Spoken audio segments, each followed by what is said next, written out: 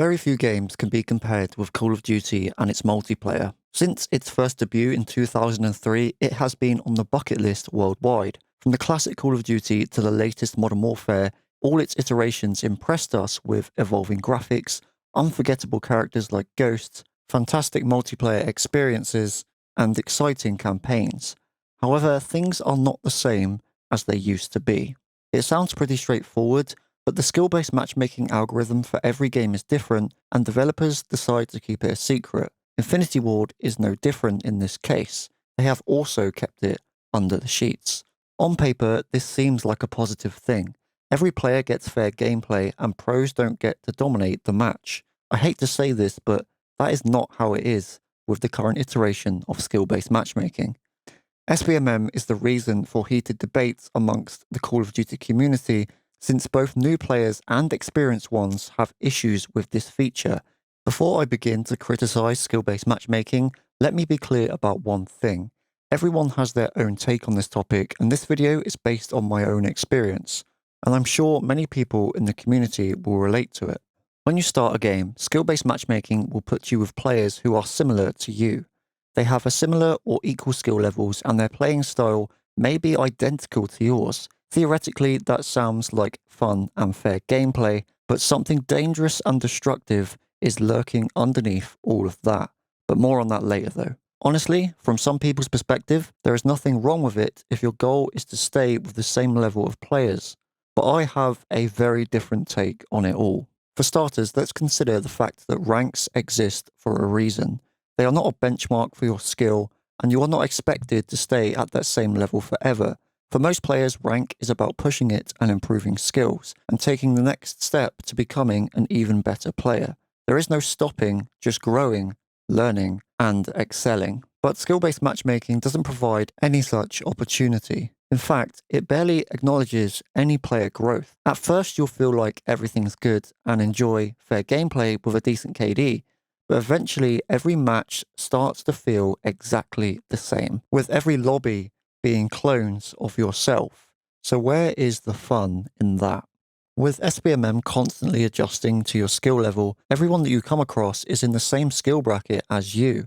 And even if you get lucky and dominate a few games, the algorithm will put you back into the same spot where you are having this constant dull experience because that's where your equals are according to it. It's not about me and that I want to play against amateurs or play with extremely pro players. It's about the different experiences that you can get from a balanced lobby of players where some are better than you, some are the same as you, and others are worse. The matchmaking system in Call of Duty used to be absolutely perfect, and it's the thing that I miss most in Call of Duty games. Looking back on old titles like Modern Warfare 2, Black Ops 1, Call of Duty 4, from a time that I like to call the golden era of Call of Duty, it's easy to see just how bad skill-based matchmaking has affected multiplayer and turned many players who loved this franchise away for good.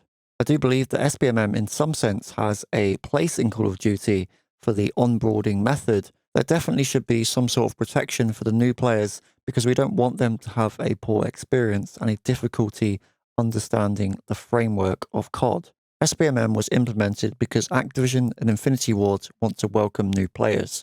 They believe that it'd be a shame for the noobs to lose their hearts getting crushed by pro players and never come back. Hence the need for skill-based matchmaking. But once these players have passed their beginner stage, this system should be turned off and the players should be let out to the wild to experience the wide range of skill sets that exist in multiplayer titles, especially Call of Duty.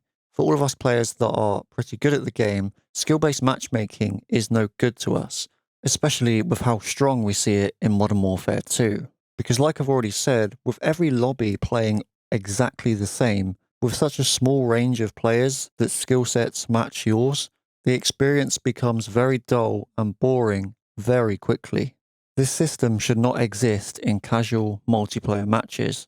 SBMM is basically a hidden ranked mode with nothing to show for it. With all these players matching your skill and almost being exact clones of yourself, and the algorithm always changing dependent on your performance, it can become almost impossible to notice whether you've actually improved at the game, because as soon as you do, that little bit better, the algorithm will just match you with better players, where you will go back to performing at your average. It doesn't only ruin the personal experience, but it also ruins that social aspect that we used to see in many older Call of Duty titles, because if you have a group of friends that are simply either better or less skilled than you, the SBMM algorithm will be pushed in favor of the better players, ruining the experience for those that don't want to have to compete in CDL public matches every single game. Either way you look at it, it's a lose-lose situation. It's the main system that is driving Call of Duty multiplayer into the ground. And all of this is done to just fulfill the corporate greed of Activision. I mentioned earlier that there was some dark and destructive things going on behind the scenes when it comes to this game. If we were solely talking about ranking players based on their skill, it wouldn't be too bad. However, skill-based matchmaking is only one part of this equation when it comes to the algorithms behind the scenes. The correct name for this is engagement optimized matchmaking, and I've covered many parts of this system on my channel here before, where I discuss things like patterns and how this game nerfs you in real time, affects things like damage, accuracy, hit registration, and much, much more. I won't cover all of that in this video because I've covered a lot of it in the past, and I will link the videos down in the description, as well as the pattern that you can go and read that tells you about all of the things that are happening. But honestly, with how harsh SBMM is and the systems that are behind this, I really don't think the future of Call of Duty multiplayer is ever going to go back to being that same good experience that we all know and love from the OG titles. That is, of course, until more of the community become aware of these issues and make more noise surrounding them. Because let's not forget, money is the only thing that Activision know of, and it is the reason that many of these systems exist.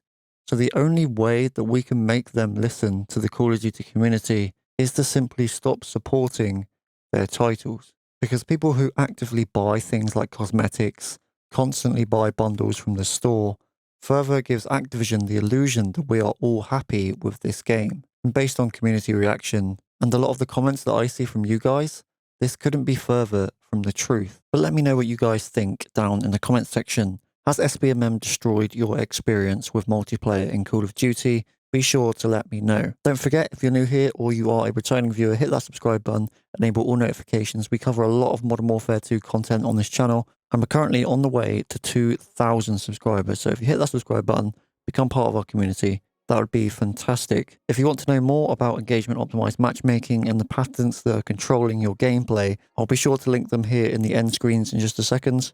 Guys, thanks so much for watching, and I'll catch you in the next one.